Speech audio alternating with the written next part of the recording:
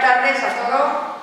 En nombre de todas y todos, en nombre de la Asociación de Amas de Casa, Consumidores y Usuarios, quiero daros las gracias por asistir a esta charla tan interesante que va a impartir don José. Simplemente eso.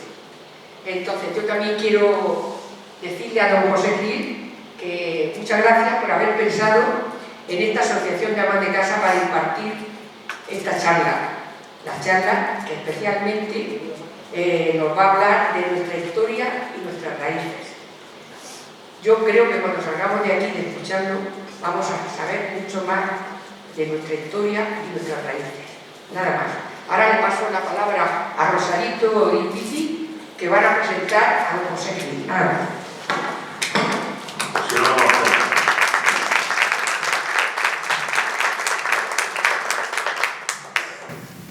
Señoras y señores, muy buenas tardes.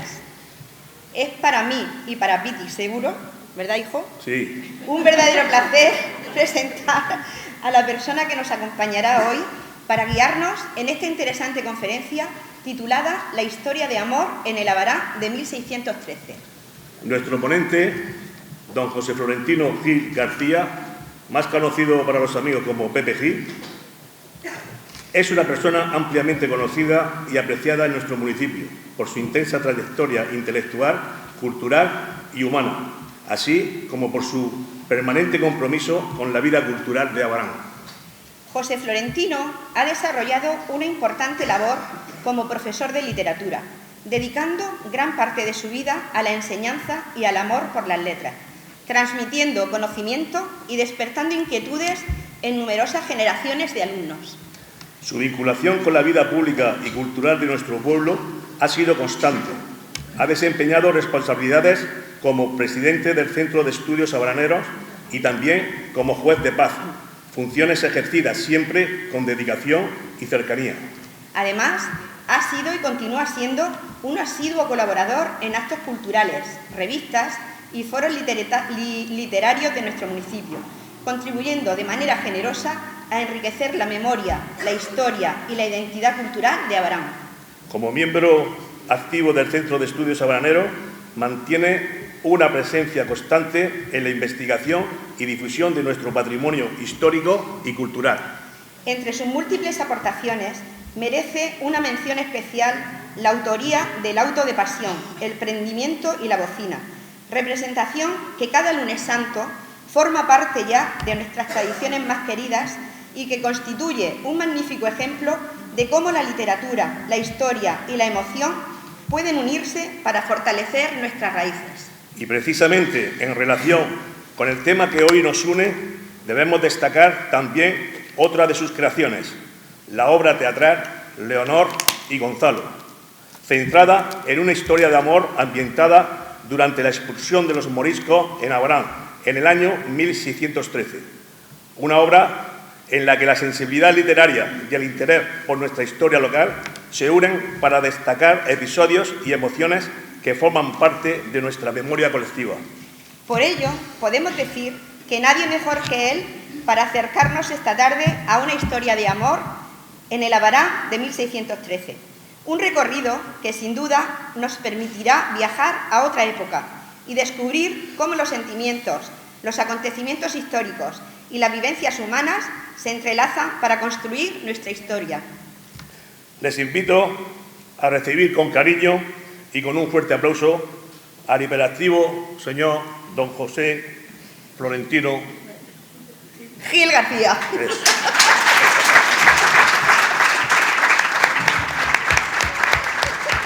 Bueno, buenas tardes y muchas gracias por haberme acogido entre vosotras y vosotros. En realidad tengo que dar las gracias dobles, porque las otras veces que yo he estado aquí, recuerdo que la última fue no sé cuánto, para dar una charla sobre el Quijote, entonces fui invitado, me dijisteis que, pero esta no es una invitación, esta es una petición que yo le hice de si podía entre vosotros traer esta charla a este foro. Así pues, que habíamos anunciado que es charla, pero en realidad yo no he venido a dar una charla, Yo he venido a vender un producto. No se asusten, no miren el bolsillo y digan, la leche que no llevo una peseta, que yo no voy a pedir hoy nada, pero sí voy a pedir. Para ir rápido, como ya lo ha dicho el Piti, he escrito una obra de teatro, así de fácil, y tengo que promocionarla ante el público, porque esto no es como el Prendimiento, que tenía un ámbito que por sí mismo se promocionaba, ¿no? Esto hay que promocionarlo. Le llamé a la inteligencia artificial y se dije, ¿cómo tengo que hacer esto? Y me dijo allí, tal. Y dice, lo primero que tienes que hacer es a un grupo de personas en Orán que sean muy importantes. Y le contesto rápidamente, la Asociación de Mujeres, dice, magnífico, tiene usted magnífica idea. Bueno, os puso por encima eso, lo que pasa. Bien, y por otro lado tengo que deciros algo que si lo digo no lo creeréis. La culpa de todo la tiene el Piti. Os lo digo. Cuando me han dicho que me iba a presentar, digo, cualquiera va a decir que estamos de acuerdo. Pero es que os nombro, y yo no sabía que iba a venir, lo juro. A mí me lo dijeron ayer tarde. Os lo digo. A mí esta mañana. Os lo podéis creer que yo soy un tío que vive hacia afuera, demasiado hacia afuera a veces. Desde hace casi 10 años venía dándome la tabarra con que le escribiera una obra de teatro. Siempre lo fui dejando. Hace un par de años, no sé, en una conversación en el Centro de Estudios Agrarios salió a reducir que teníamos que prepararnos para el centenario del Cervantes, y fue cuando me dije, creo que es el momento.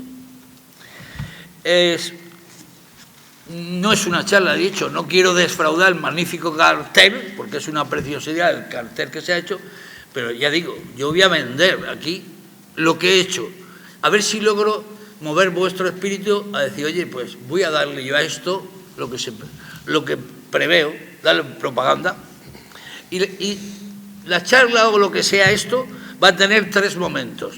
En uno voy a enmarcar muy rápidamente el proceso histórico, dónde está colocada esa obra de teatro, voy a enmarcarlo muy rápidamente. Después voy a hacer algo que es muy arriesgado, y es que voy a desnudar mi espíritu. Voy a desnudar mi espíritu y os voy a transmitir cómo fui creando la obra, mis dudas, mis cosas, cómo fue creciendo.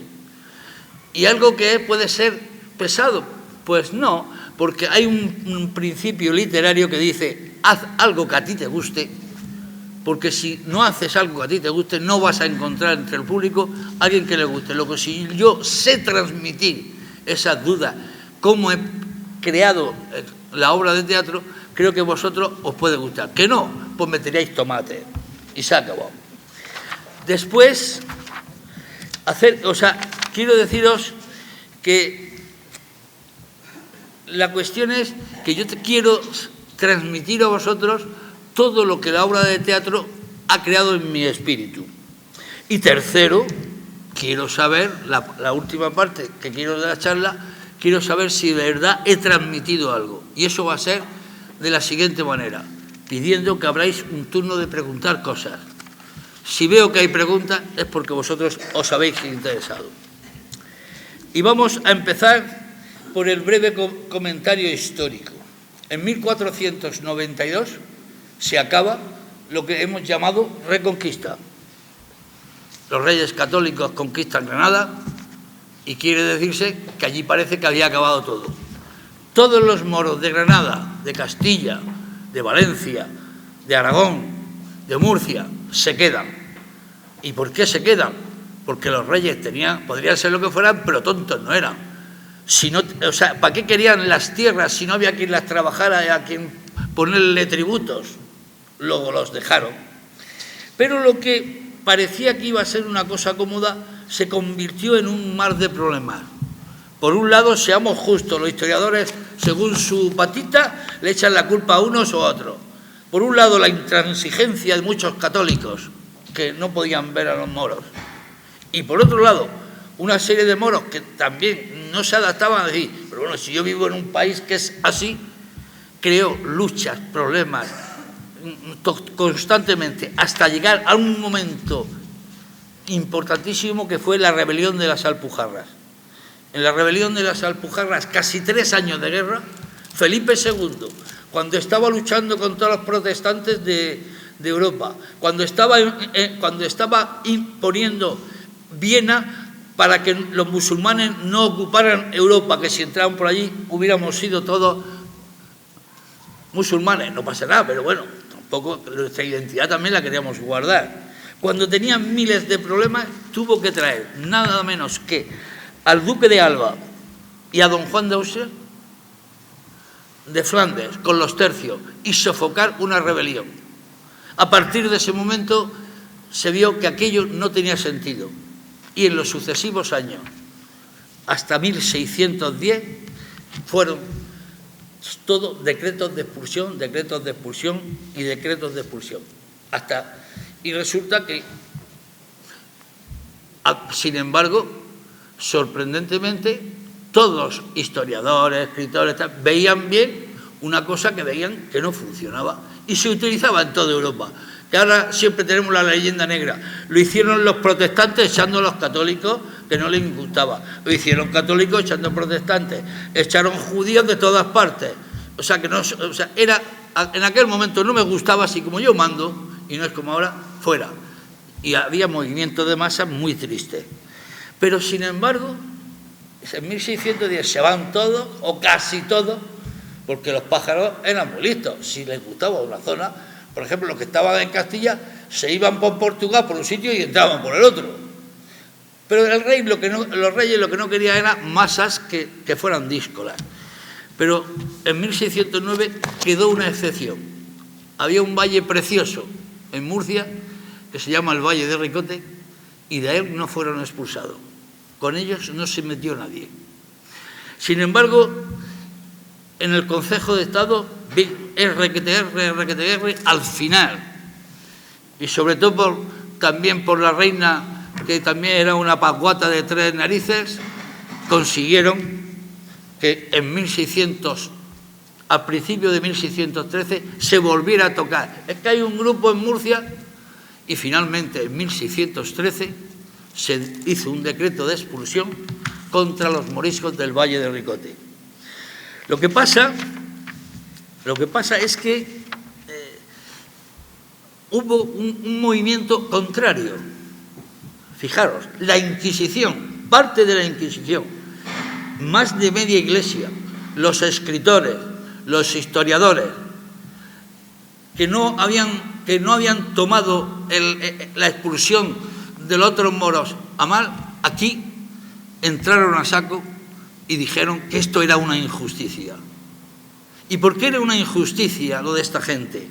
Era una injusticia, está en Cervantes también, cuando pone su episodio, el que lo ha leído, del morisco Ricote, y es una injusticia porque aunque los artistas pintan a los moriscos del Valle de Ricote como moros, Fray Juan de Pereda, que lo había librado en 1610 con un fabuloso informe, decía: no visten como moros, no conocen el árabe, porque él lo conocía y que le quiso pillar, no saben árabe, hacen sus documentos no como los otros moriscos que los querían, en árabe y en castellano.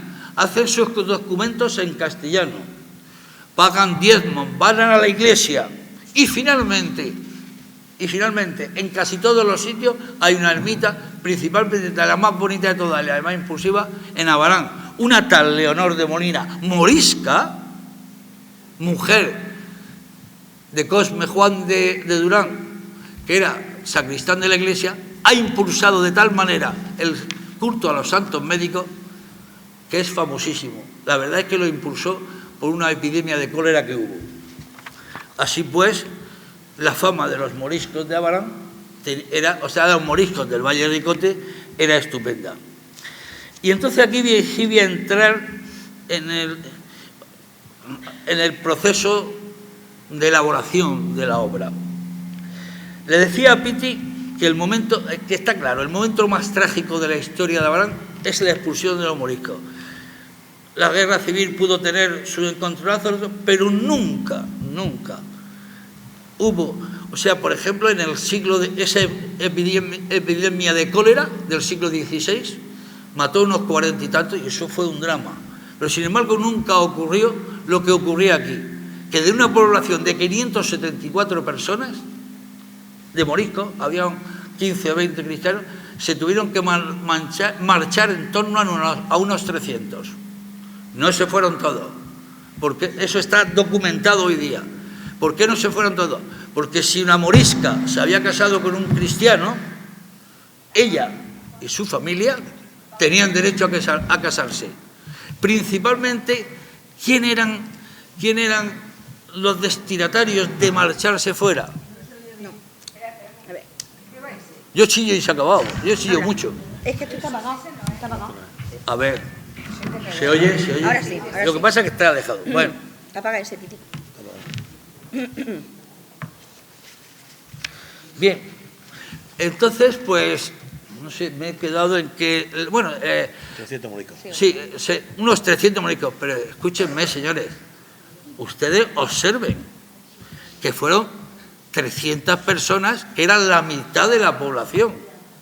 Tú creabas una fractura, además una fractura cultural, una fractura familiar, porque si esta hermana se había casado con un cristiano viejo y esta hermana con un morisco, se tenían que separar, que a lo mejor estaban todos los días, dale que te pego, hablando y echando sus charlas. O sea, aquello fue una fractura que hay que comprenderla para ver que fue terrible.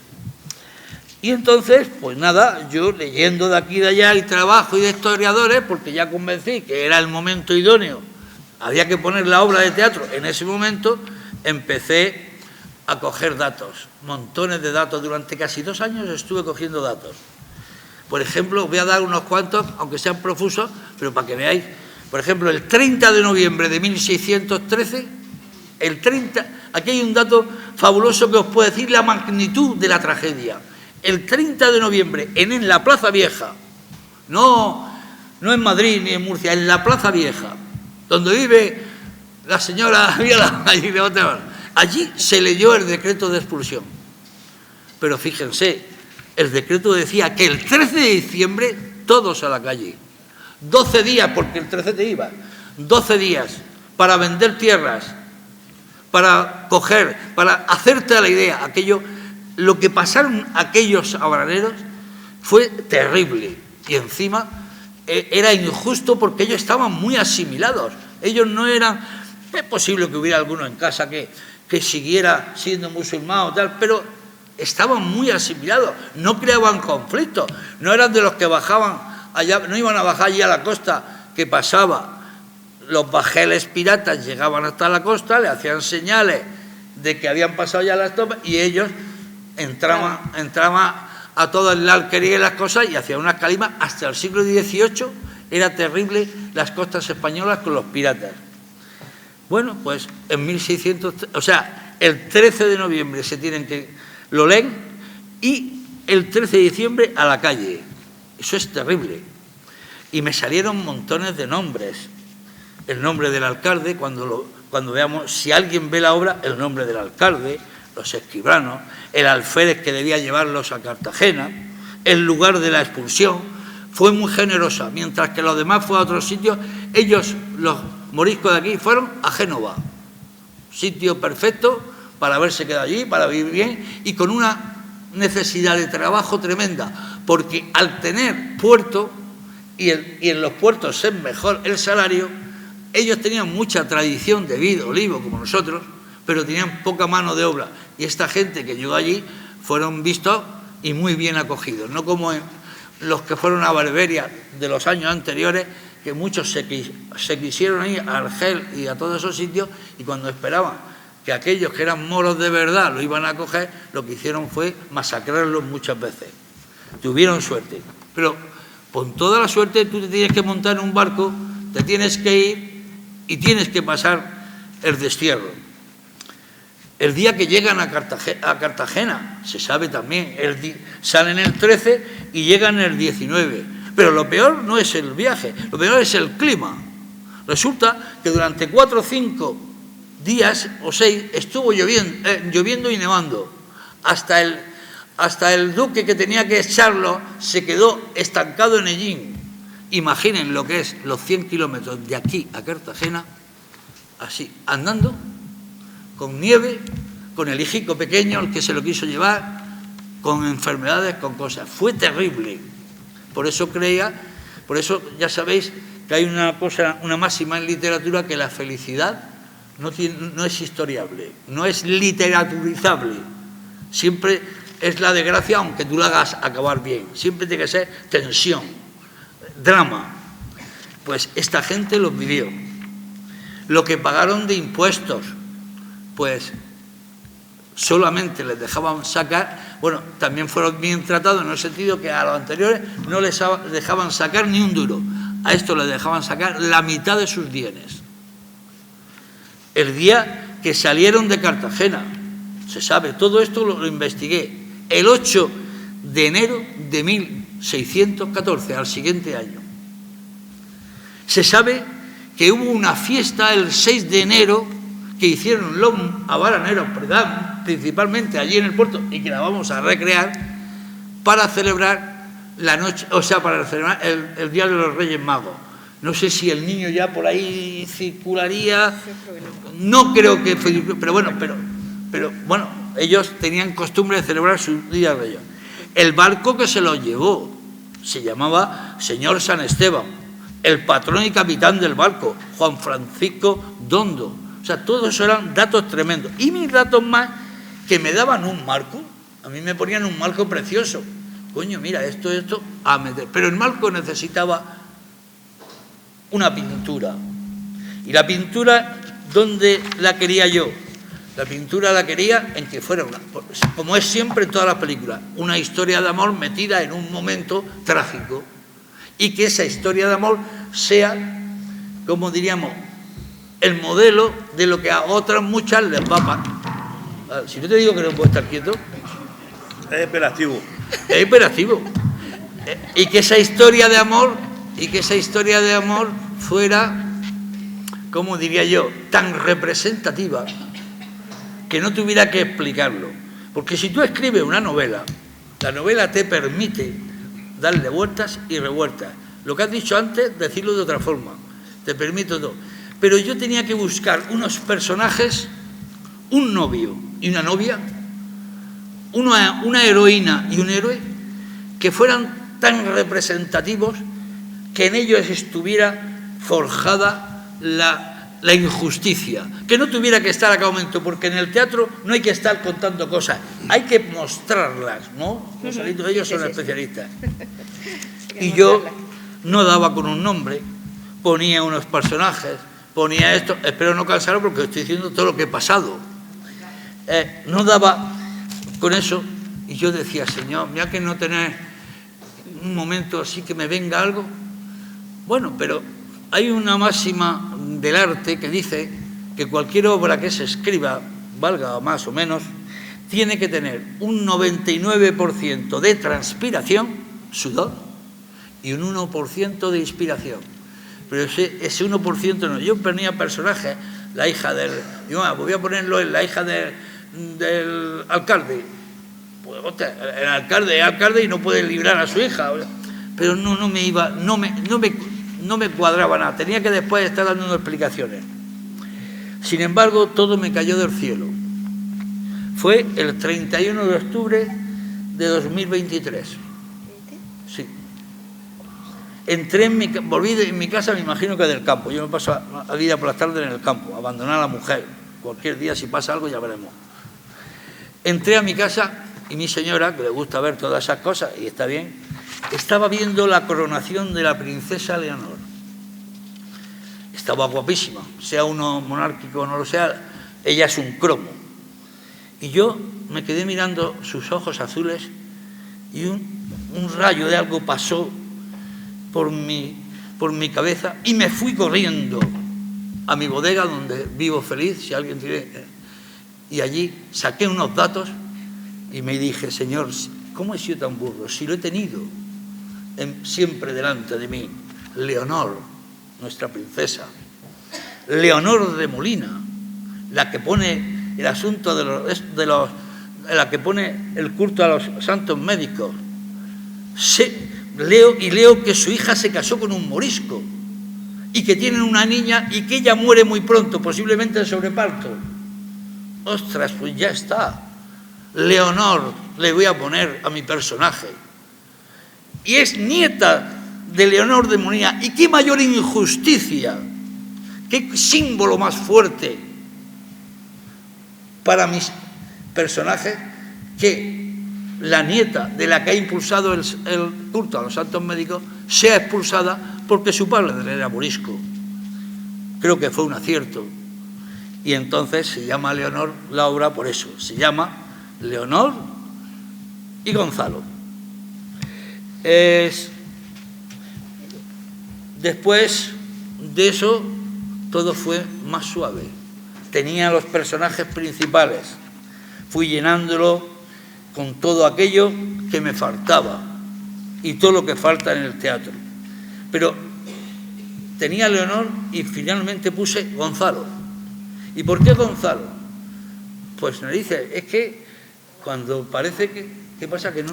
Cuando parece que se abren las puertas, se van abriendo poco a poco. Aquí he hecho una mentirijilla. Leyendo un día un trabajo de Lisón, un historiador que tal, hablaba de un hombre muy famoso en Abarán que impulsó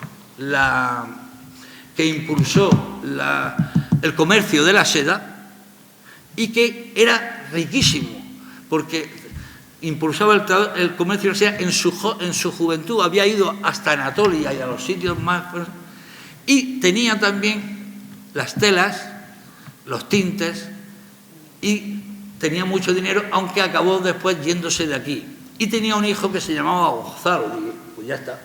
Digo, un cristiano rico, poderoso, bien puesto, que se enamora y le echan la hija. Y fijaros, y qué mayor contraste, o cómo puede impresionar al público, porque el teatro es impresión. Que cómo narices no puede la hija de Leonor de Molina, que se quiere casar con un poderoso y no puede librarse. Pues no podía. Entonces la obra estaba ya la cosa estaba ya creada. La injusticia era clarísima. A partir de aquí le añadí dramas, le añadí aventuras, porque yo he leído mucho a Cervantes y a Lope, y mi obra, si alguno va a verla, verá que tiene aventuras de capa y espada, luchas, tiene aventuras en el mar. Cervantes, en sus novelas ejemplares, si sabéis la historia del morisco Ricote, sabéis que hay una aventura en el mar preciosa, y yo lo he fusilado y he puesto una aventura en el mar, pero que no es copiada, y si fuera copiada no se me puede acusar de plagio. En los siglos XVI y XVII lo que dignificaba a un autor era copiar cosas de los grandes maestros. Decía de sí, de su cultura. Yo no lo he plagiado, pero sí me he cogido de Cervantes la idea. Y tengo montones, y la obra está salpicada de tres, como iba a ser en el centenario, está salpicada de 2 o 3 momentos muy graciosos, y siempre nombro a Cervantes. Por ejemplo, voy a decir una cosa, no digo más porque si no, no vais. ¿Va a contar la obra, Pero, Pepe? yo aún no he contado la obra, aún no he contado nada de la obra. Ellos no saben lo que pasa. Bueno. Solamente he dicho que hay una heroína y que son. Bueno, pues, por ejemplo, Leonor se cría junto al sacristán, que era famoso, que tenía una biblioteca tremenda. Leonor no es una chica inculta, sino una chica culta. Y cuando se tiene que llevar algo, con gran sentimiento, nada más se lleva un libro. Y es las novelas ejemplares de Cervantes, que precisamente se habían editado, estamos en diciembre, en ese septiembre. El drama lo tenía creado el Gonzalo. A partir de aquí ya todo fue sobre ruedas. Ahora quiere decirse que digo la verdad de esto. Como veis, lo que estoy vendiendo es una obra y estoy haciendo propaganda de ella. Pero esa propaganda la voy a hacer de una forma que hace tiempo que se fue al carajo. Aunque ahora Raúl y yo vamos a poner una muestra de eso. Y es que cuando antes íbamos a misa, ¿recordáis cuando íbamos a misa? Al salir, había un tío que nos daba una estampa para ir al teatro. O después también nos leíamos aquello que decía de las películas, gravemente peligrosa. ¿A cuál íbamos? A la que iba a salir más duro todo. Esposa, nada, algo. Dale a la gente el primer programa que se va a dar de esto. Venga, dale, han salido ustedes del cine. Dile que no hay que echar nada ahora mismo, la cosa. No hay que echar nada de dinero, no cuesta nada, esto es claro. Que basta con que me... Bien, al más puro estilo publicitario, si alguno tiene por casa estampas de aquello de los cines, recuerdan que por detrás ponía Antoñico, la semana pasada tuvimos una obra magnífica, esta es súper magnífica. Bueno, si la vuelven, aquí pone escrita y dirigida por José Gil, la voy a dirigir yo también. Lo del Piti ya vendrá más adelante. Teatro Cervantes, el día Abarán, viernes 27 de noviembre, y no me digáis que esta frase no me ha quedado bien. Verona tuvo su Romeo y Julieta. Dentro de poco, Abarán tendrá su Leonor y Gonzalo. Soy tan chulo que me comparo con Shakespeare.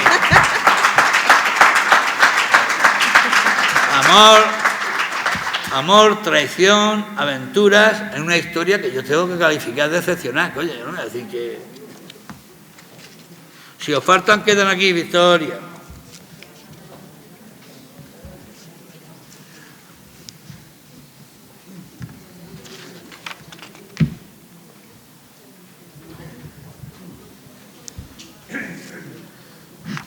No, que no he dicho yo nada de la obra, ¿sabes? Ya lo sé. Ahora voy a decir Que ha sido broma. 4 cosas. Que ha sido broma. ¿Os gusta el programa ahorita? Vale, venga, me alegro. Venga. Vamos a hablar, y estoy casi acabando. La obra tiene 2 versiones. Por un mamotreto que escribí, que es irrepresentable, al estilo de la Celestina. No sé si sabréis que la Celestina no se puede representar. Todo lo que se hace a cortarla. Yo escribí tal mamotreto que cuando hemos empezado a ensayarlo nos dimos cuenta que era imposible. Entonces, ¿qué he hecho? Podarlo. Pero me dio un consejo un amigo que tengo, que es catedrático de literatura de una cátedra de teatro, dice, pero si hicieras una edición escrita, déjala como al principio, porque el que está en su casa puede soportar cosas. Ese es en el teatro donde no puede hacer una obra que dure 4 horas. ¿Está claro? Entonces va a haber lo que ustedes vean que está, y además para el teatro está acotado al máximo y creo que está. Pero si tengo que hacer una edición, hay explicaciones, todas estas explicaciones, cuánto dinero se dieron, todo eso está al principio. La obra, quiero que sepáis que tiene 2 motores esenciales. Uno es el amor en peligro por la expulsión de los enamorados. No me diréis que tú estás con tu novia, a ella se la van a llevar, que eso no pone en peligro un matrimonio, un noviazgo. Pero él lo va a solucionar como puede. Lo que ocurre que yo he añadido otro punto más de Tour de Fou, he añadido una pega terrible para que la obra tenga intriga, si no la hemos cagado. Si la gente no está allí, hostia, ¿y esto por qué? Y hay otro segundo amor que lo llena todo, pero que está más encubierto, porque nosotros nos fijamos en la historia de amor, y es el amor de una colectividad por su pueblo. Ya he dicho, de 574 moriscos, unos 290 fueron, a los 4 días estaban todos aquí. Eso es tener huevo y tener amor a un pueblo. Irse a Génova, gastarse las perlas y entonces querer volver. Y pues lo digo, y lo he dicho,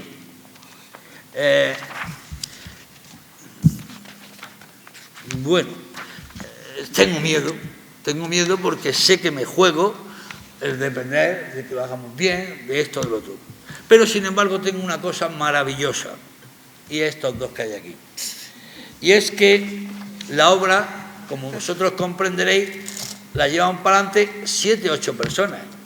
Pero cuando tú tienes que llenar la plaza con un montón de gente que está escuchando el decreto, cuando tú tienes que irse camino del destierro, un montón de gentes, y cuando hacen la fiesta en el puerto de Cartagena, bailando, necesito mucha gente.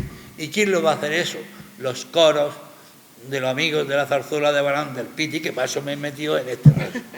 Y ahí está claro. Yo sé que ellos no van a fallar. ¿Está claro? Clarísimo. Ellos van a... Bueno, hay una cosa que ellos van a hacer con esa cuestión, que ellos van a saber hacer. Yo me acuerdo que cuando le dije la primera cosa, cuando tienen que ir hacia el destierro, le dije, joder, es que esto, tener que salir, ¿por dónde salimos? Y me dice, coño, pues si eso lo hacemos en Catiusca, que también he expulsado un pueblo, ¿Verdad? que también he expulsado, pues si esto lo tenemos. O sea, yo con ellos estoy tranquilo. Yo me dedico a mis actorcillos, luego lo ensamblaremos en su debido tiempo y con ellos sé que no voy a fallar. Lo malo es lo otro. Así pues, ¿qué quería yo?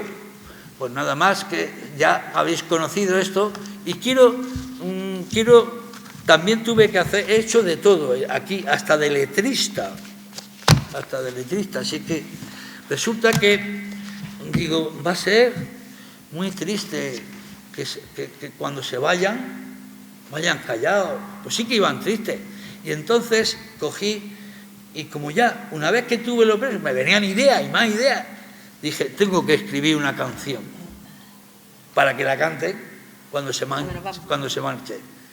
Y también tuve suerte. Una noche me pongo allí a ver una película y ponen La conquista del oeste, no sé si la habéis visto, en que Devin Reynolds, cogiendo la música del Grizzly, canta Voy lejos, y entonces yo...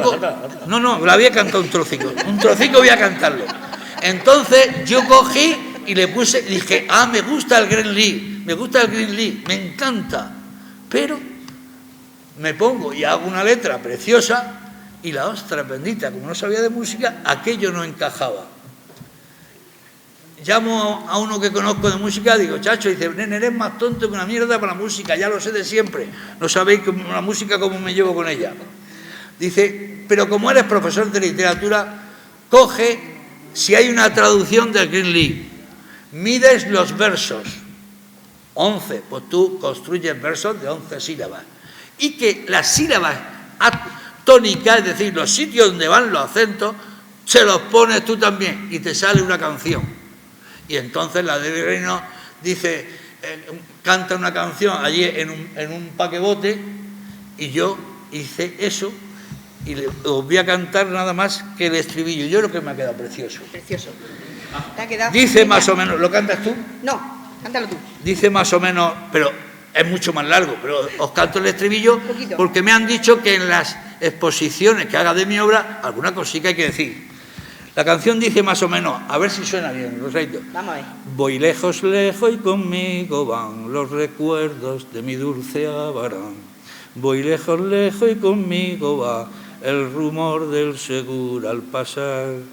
Oh viejo río que nos viste nacer, ojalá podamos volverte a ver. Volver y un verger hacer con mi amor en la verde ribera. Muy bien. ¡Ole!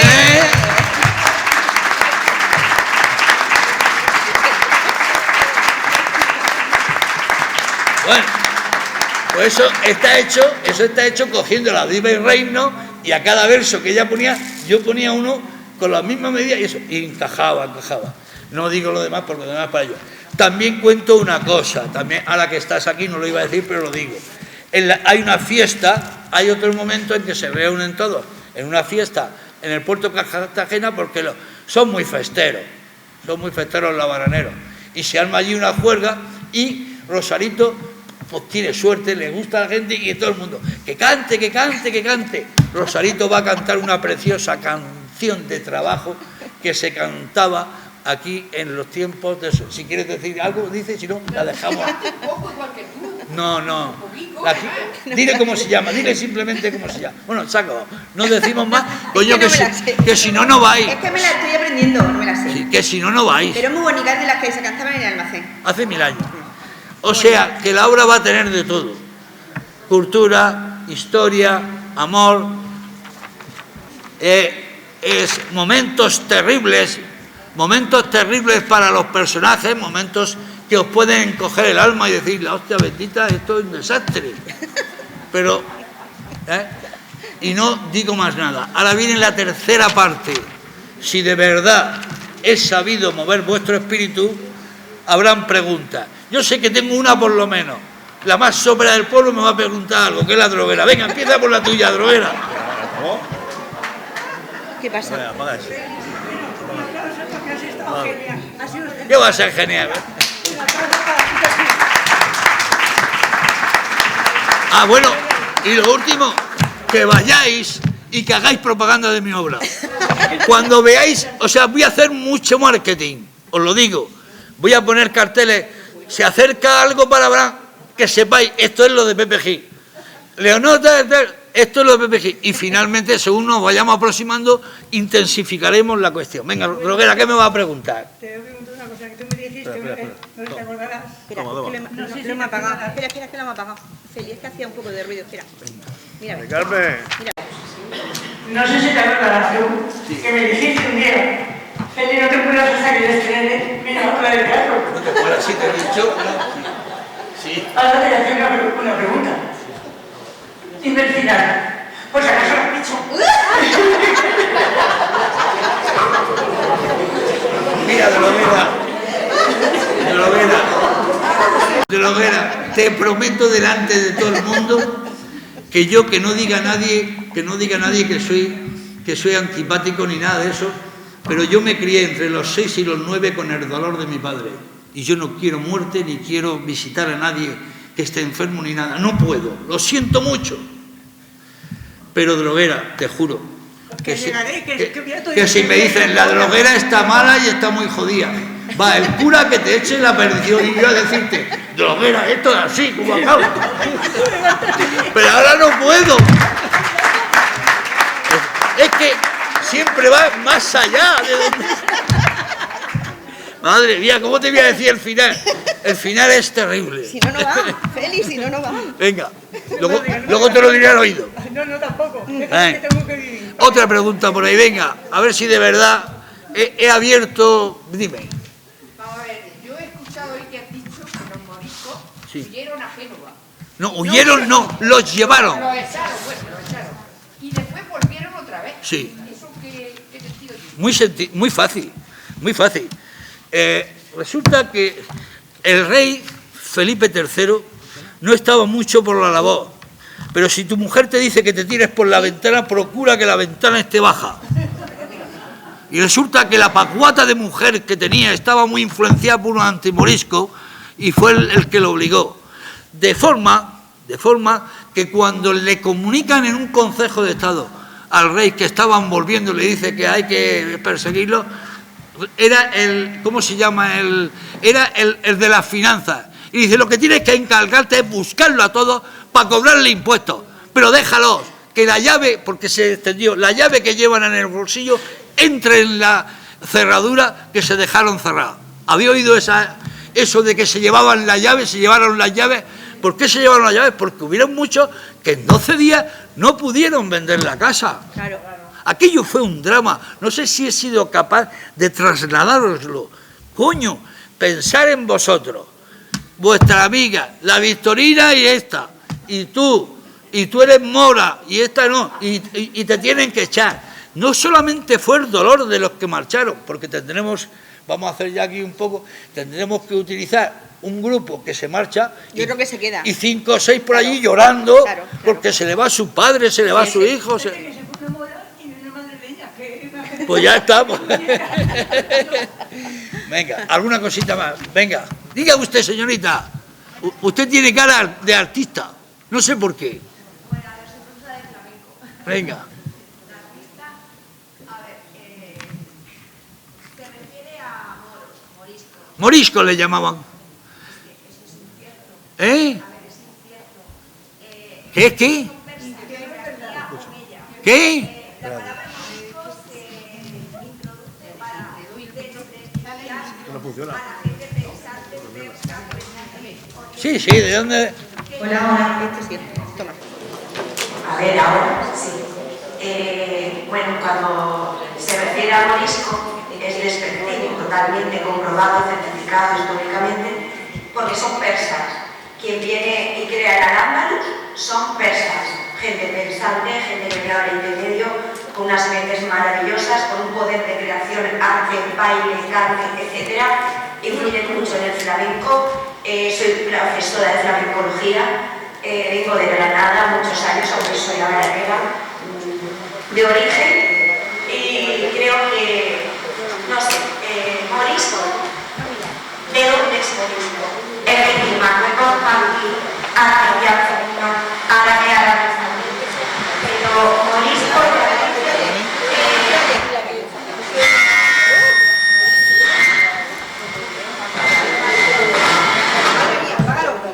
Bueno, así. ¿quiere usted la respuesta? Bueno, Se la voy a dar. No, que le voy a dar yo la respuesta. Bueno, creo que nos dieron casi todo lo que tiene España a día de hoy, muchísimas cosas en forma de actuar, agricultura, arte, el mejor arte está en el Al-Ándalus, todo. Y bueno, quizá me molesta un poquito, me molesta. Sí, mira, voy a ser sincera, siempre lo soy, que se hable de algo, bueno, hay muchos historiadores. Bueno, le voy a explicar, pero yo le voy a contestar a usted. Dígame. Yo le voy a contestar a usted y con tranquilidad. Yo no soy historiador, yo soy, en este caso, un escritor, que no me pongo nunca el nombre de escritor. Y yo he cogido lo que está en todos lados, que era morisco. Eso tendría usted que haber ido a decírselo a aquellos que empezaron a todo eso. Pero le voy a responder sobre lo que usted ha dicho. Pero le voy a responder porque usted... Sí, pero usted... Sí, pero usted me pone una visión idílica de los que vinieron. Los que vinieron se cargaron lo que no estaba escrito. Y esa visión de la cultura, de la historia y de tal, era en la corte. No sea usted cándida. En la corte sí eran listos y sabían cosas, pero el pueblo lo tenían abandonado y el pueblo de ellos eran incultos a más no poder. Y le voy a explicar la historia de la Reconquista. La historia de la Reconquista fue la siguiente. Mientras que los moros fueron poderosos y pudieron pisar con el cuello a los cristianos, cuando los cristianos bajaron para abajo y fueron poderosos, pisarle el cuello a los moros. Y todas las demás cosas son idealismos falsos, porque lo tenemos en Murcia. En Murcia, no sé si sabrá usted que hay una virgen que se llama Virgen de la Risaca. ¿Sabe usted lo que significa Risaca? No, pues se lo voy a explicar. Significa afuera de los muros, porque los moros, mientras que fueron moros y poderosos, tenían a los cristianos fuera. Pues si venía alguien a invadirlo algo, se encontraban con ellos. Y cuando los cristianos fueron, echaron fuera a los moros. Además yo no me he puesto de nada, yo no me pongo, pero que yo al decir aquí morisco, que al decir morisco digo lo que se dice. Ya, pero bueno, a ver. Pero que a usted le molesta que yo diga que sea morisco. No hablo de usted. ¿Yo qué hago? Hablo que me molesta, soy sincera, que se hable de algo que no es cierto. ¿Qué? Que no es verdad. Que no es cierto el qué. Mira, la Alhambra, para empezar, sí. La Alhambra cuando entra la Inquisición, entra todo, mira, aquí el problema está en la religión. Pero que no es cierto el qué, que no es cierto el qué. Saquean la Alhambra no es lo que... O sea que ellos eran un modelo de cultura. Totalmente. Y de vida y de concordia. Sí. Y cuando le cortan la cabeza a San Isidoro y a su hermana y a toda esa gente, también era un modelo de concordia, bueno, señora. Bueno, a ver, creo que hay que defenderse. Y cuando va Almanzor hasta Galicia, cuando va Almanzor hasta Galicia y quita las campanas y las trae, mire usted, aquello era la injusticia por ambas partes. Cuando yo fuera... Es más, no hubo tal invasión, eso no es cierto. comprobado, inclusive científicos han intentado reproducir cómo esos moros invadieron especialmente. Eso es inviable. Es inviable. De lo que ellos dicen que vienen es inviable. Por lo tanto... ¿En qué quedamos? ¿Hubo invasión o no la hubo? Si la hubo, pero si usted misma me ha dicho que dejaron mucho legado. Si lo dejaron es porque estuvieron aquí. Las norias, ¿no? Las norias. ¿Eh? ¿Que es posterior la noria? No, las norias fueron de ellos. La noria es romana. Si es que no sé, ese es el problema, que no se trata ni de ellos. Mire usted, señora, le voy a decir una cosa, perdone usted. Lo que quiero es que usted se dé cuenta de mi postura. Digo, aquello fue un tiempo de incomprensión. Cuando podía el moro, chafaba al cristiano. Cuando pudo el cristiano, chafaba al moro. Y en medio estaban unos, que no ha hablado usted, los pobres judíos. Pero ellos estaban en sus negocios, en sus cosas, y allá voy. Pero decir, le puedo ya dar un libro de un famoso escritor, decir que fue un tiempo de concordia. Cuando hoy el poder de élite mundial lo controlan los judíos, me parece ya que está comprobado. Ah, bueno, pero que de los judíos sí podemos... De los judíos podemos... O sea, escúcheme, pero que de los judíos podemos hablar más. Le digo a usted... Le digo yo a usted... Yo creo que nos estamos desviando del tema. Sí, pero venga. Bueno, le aclaro a usted. Estamos desviando. Le aclaro. Yo no digo moriscos, pero que yo no digo moriscos porque me lo inventé yo. Es porque le llamaban así entonces. Y yo tengo una visión de decir, aquello fue un tiempo de bestias. Y cuando pudo el que pudo, molestó al otro. Porque cuando yo fuera un cristiano de eso, los cristianos, fue un tiempo de colisión, de bestialidad. ¿Me entiende usted? Que ya ojalá no lo tuviéramos nunca más. No, ojalá que no. Pero le digo yo a usted, además le digo yo a usted, que lea usted el poema Miocido. Y lea usted cuando dice muchas veces el Cid, que a lo mejor no lo ha leído, y dice, a por ellos, vamos a por ellos, vamos por los magníficos soldados moros, hay que respetarlos, no ser tal, o sea, el Cid lo llamaba moro. De Maurus, de Mauritania, de allí, sé que vinieron de todos lados. En nuestra literatura hay montones de obras que los llama moros, pero ahora hay una corriente por ahí de llamarlos moros e insultarlos. Tócame las narices. No es insultarlos. Profe, el término moro se crea para hablar... Para insultar. Sí, de una forma despectiva. Ahora, en su origen. en su origen. No, ese es el origen. Nada, pues, ya, sí. Y bueno, mire usted, señora, si el mejor de todo es ese que tenéis en Andalucía por Mentópolis, A ver, profe, yo no tengo nada. No, pero en Andalucía hay un señor que es el que tiene, en Andalucía hay un señor que es el que tiene de modelo de fabricación de una nacionalidad, porque el pájaro, bueno, ¿qué quiere decir? Pero mire usted, yo moros no lo llamo. Yo lo llamo como he leído aquí, morisco. Y lo digo con cariño. Mi Leonor es morisca y la quiero y la adoro. Yo no lo desprecio. He dicho que si en algún momento se equivocaron los reyes y todo el mundo habló mal, fue de esto. Aquí en Abarán fue una injusticia. Total. Y nadie dice nada. Pero porque se habían, señora, pero porque se habían cristianizado, ¿eh? Dime tú. Quisiera saber si cuando hubo la expulsión mandaron a alguien para sustituir a esa población, porque se supone que había unas tierras y entonces esas tierras tendrían que... Vamos a ver, aquí te recuerdo, en 1483, en 1482, Muley el Hacén, desde Murcia hasta Granada, se llevó a toda la población morisca, como decía, se la llevó a la fuerza, y Abarán quedó despoblado. Y entonces sabéis que celebramos el 5º centenario de repoblación que la Orden de Santiago repobló esto con moriscos de allí, que había muchos, y otra vez, y se respetaba sus ideas y sus cosas. Lo que ocurre es lo siguiente, que no seamos tontos. O sea, hay unos señores que se quedaban, cuando los musulmanes, árabes, como se quiera, para no ir sus tierras, iban para arriba conquistando tierra, cuando conquistaban una tierra, le permitían a muchos quedarse ejerciendo su religión católica, pero le ponían el doble de impuestos que a los otros. Y mucha gente muchas veces gente que va a misa a lo justo dice, coño, pues si voy a pagar el doble de impuestos yo me hago, ¿sabes lo que es?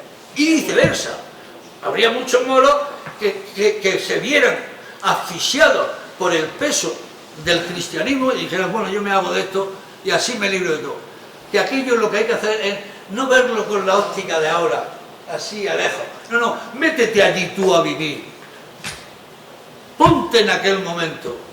Y cuando a los señores que aquí vivían y les dicen a la calle, con esos señores se hizo una injusticia, que es lo que hemos tratado. Por eso mi personaje destaca por eso, porque es un modelo. ¿Cómo? La nieta de Leonor Romaría expulsada.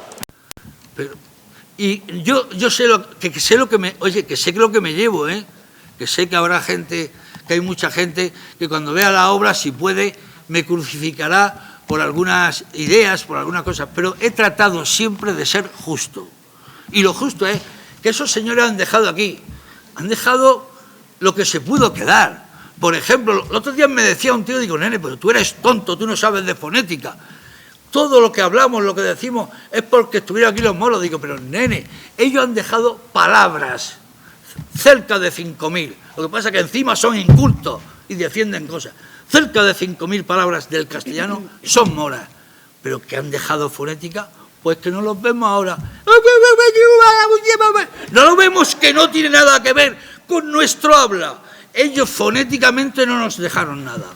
Nada. Ahora sí, pero eso es ser justo, ser inteligente y ser culto. Oiga, nos dejaron 5.000 palabras, que es mucho. Acequia, albaricoque, esto, lo otro. Pero que nos dejaron fonética, por favor, porque es que no los oímos hablar. Y vosotros no hablan de otro estilo. Fonéticamente no nos dejaron nada. Y viene lo otro. Nos han dejado 2 o 3 monumentos. Han dejado a la humanidad 2 o 3 monumentos, como fue la Alhambra y como fue la mezquita. Anda, que a cambio, en todos esos líos, el ISIS también se ha cargado monumentos romanos con su intransigencia, porque los soldados esos que le pusieron las bombas, ¿me entendéis lo que es? Y que yo creo que la historia hay que verla desde su punto de vista, desde el momento en que está, no desde ahora que tenemos tanto buenismo, pero que me digan a mí, oye, es que usted dice morisco, pues digo morisco porque está en todos lados escrito morisco. Claro.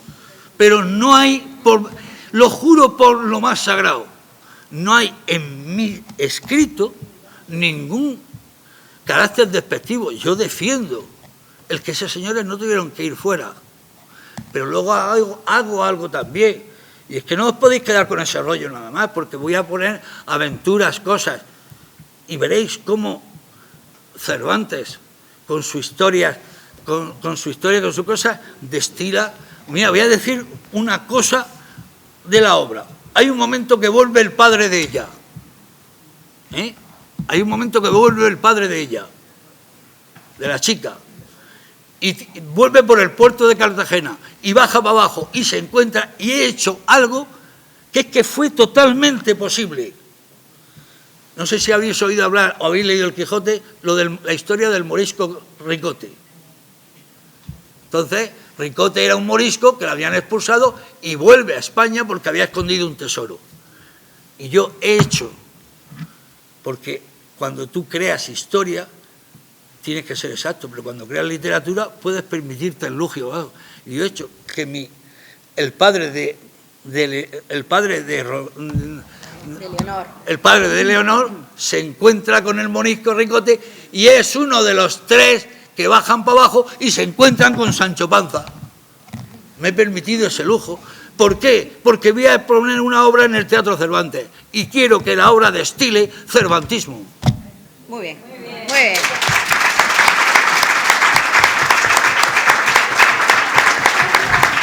Bueno, ¿alguna pregunta más? Señores, señoras. Amor, quiere hablar. Amor, ¿qué quieres decir, Salah? El 27 de noviembre, Jaime Pepe Gil, el 27 de noviembre os espero en el teatro. Si no sale, que sepáis que estoy muerto de miedo. Por favor, ¿Qué? tienes que decir algo del final. No. Sí.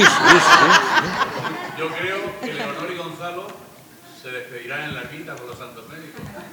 No pueden volver a los santos médicos. ¿No pueden? No pueden volver.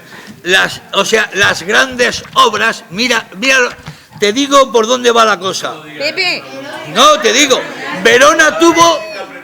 Verona tuvo su Romeo y Julieta, Abarán, Leonor y Gonzalo. Ya capizca.